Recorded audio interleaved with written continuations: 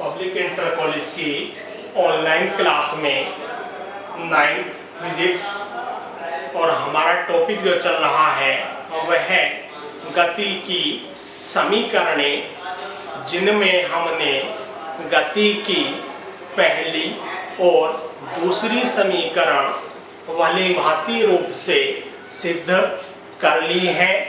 और मुझे विश्वास है कि आपके फेयर नोट्स भी कंप्लीट हुए होंगे। आपने रफ कॉपी पर कई बार प्रैक्टिस भी की होगी। और अब चल रहे हैं गति की तीसरी समीकरण, जो होती है v² बराबर u² प्लस 2as और इसका निगमन। तो देखते हैं किस तरह से हमें इसका निगमन करना है। चलिए शुरुआत करते हैं। तो इसकी थ्योरी में भी हमें क्या कर लेंगे, माना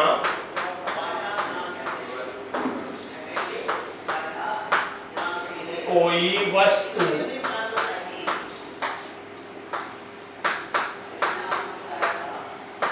प्रारंभिक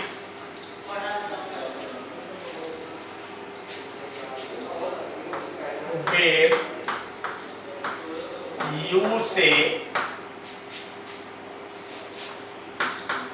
गति आरंभ करती है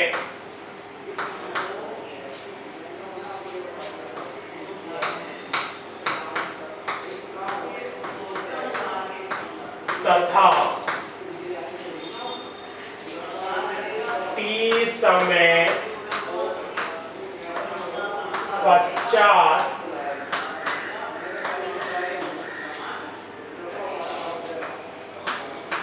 वस्तु का वेग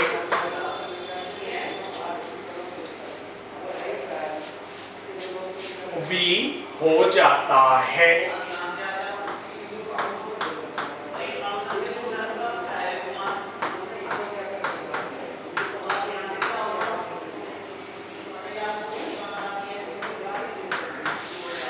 अब वस्तु कुछ दूरी भी जरूर तय करेगी, तो उसके लिए लिख लेंगे वस्तु द्वारा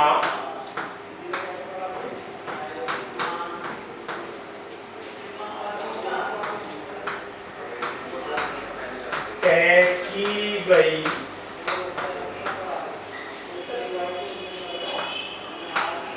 दूरी s है तथा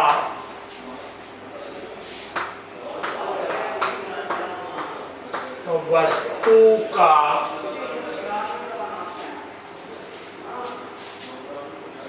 त्वरण a है।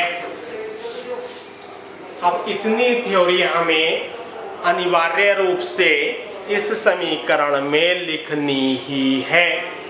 क्लियर हुई आपकी बात? क्या लिखना है कि माना कोई वस्तु प्रारंभिक वेग u से गति आरंभ करती है तथा t समय पश्चात वस्तु का वेग v हो जाता है। वस्तु द्वारा तय की गई दूरी s है तथा वस्तु का त्वरण a है। अब गति की पहली समीकरण में हमने सूत्र का प्रयोग किया था।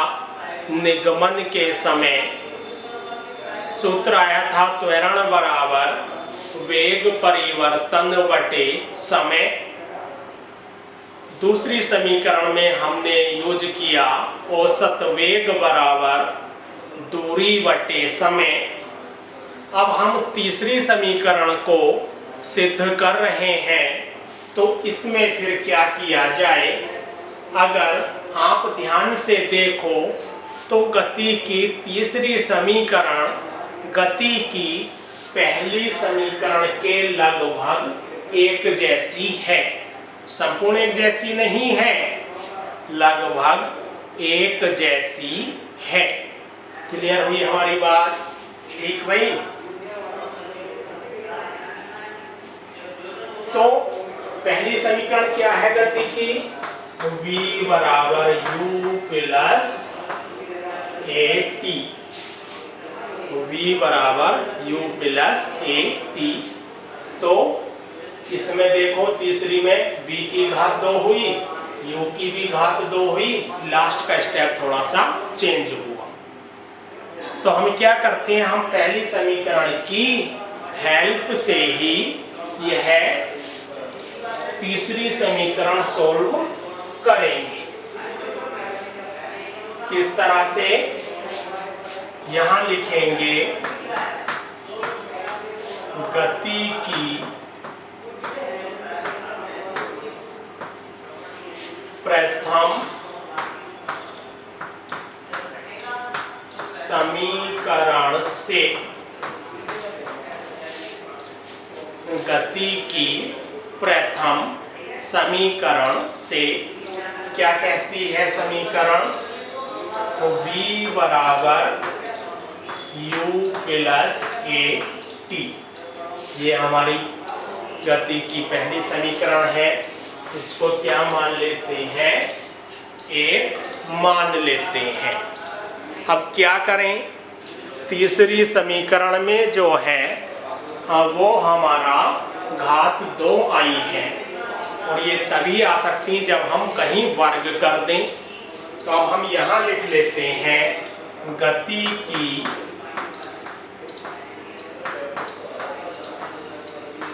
प्रथम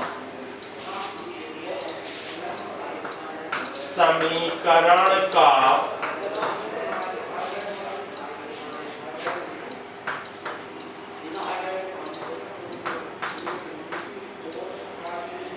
वर्ग करने पर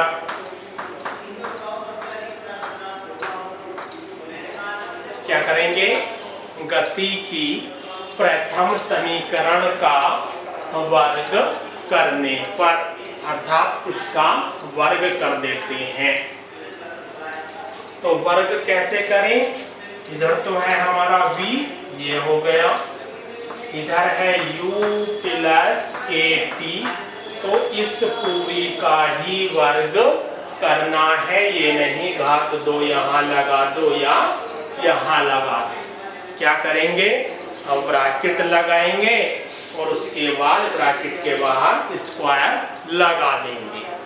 इतना काम करने के बाद फिर क्या करना है भाई?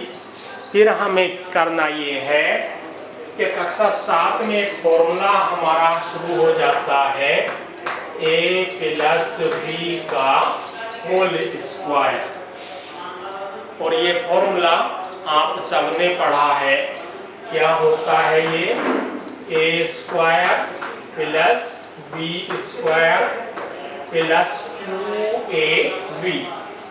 सिंपल सा फॉर्मूला और बड़ा पॉपुलर सा है, लगभग अधिकतर जगह प्रयोग हम इसका करते ही हैं कि a प्लस b का होल स्क्वायर और बराबर a square plus b square plus 2ab।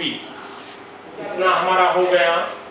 अब जरा यहाँ देखो, a के स्थान पर u है और b के स्थान पर a और t है। तो इसको हम इस पर्पस से खोल लेते हैं, u प्लस ए टी इसका होल स्क्वायर। कैसे खोले? फिर a के स्थान पर क्या है? u है, और b के स्थान पर क्या है? a t। तो पहले क्या है हमारा? a की घात 2, तो किसकी घात 2 हो जाएगी यहाँ पर? u की घात 2 प्लस, उसके बाद क्या होता? v की घात 2, b के स्थान पर क्या है? a t, तो इसकी घात 2 प्लस, फिर क्या है हमारा? 2ab, तो 2a के स्थान पर है u, b के स्थान पर क्या है? a t। क्या बन जाएगा 2UAT, इतना हमारा बन जाएगा। तो आगे इसे खोलेंगे तो क्या हो जाएगा u square plus 80 whole square में क्या कर लेंगे a square t square plus 2UAP। यहाँ तक हम इसको जो है कर लेंगे और इसको उठा करके हम यहाँ पर लगा देंगे। चलिए, इतना तो ये हमने इसी तरह से कर लिया जैसे a प्लस बी का होल स्क्वायर खुलता है। अब इसको मुख्य जगह हम लेकर चलेंगे। चलिए किस तरह से,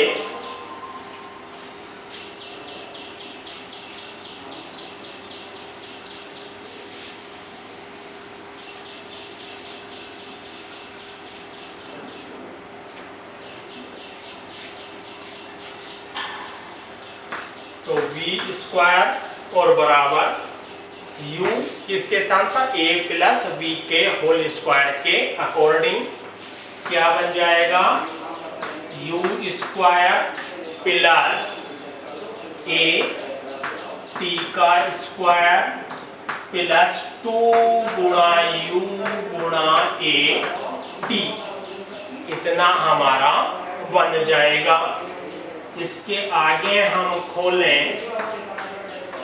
तो u स्क्वायर प्लस घात 2 हमारा जो है वह ब्रैकेट के बाहर है तो दोनों पर आ जाएगा a square t square plus 2UAT। तो यहाँ तक हम इसको सोल्व करके लाए a प्लस बी के होल स्क्वायर के फॉर्मूले के अनुसार।